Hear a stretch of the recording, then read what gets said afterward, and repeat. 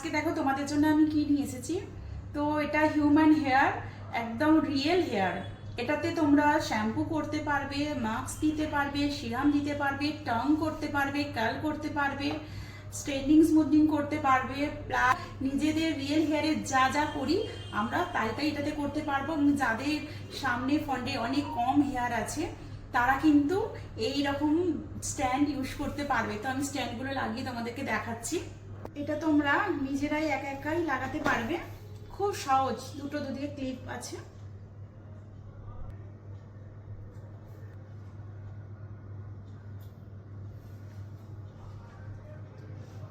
দেখো, এবার তোমার যদি মনে হয় আমার হেয়ারের লেন্থ খুব ছোট, আমি এটা যদি লাগাই তো আমার লেন্থের সঙ্গে ম্যাচ করে আমি কাটিং করে নিতে পারবো। আর যাদের এরকম লেন্থের হেয়ার তো খুবই ভালো।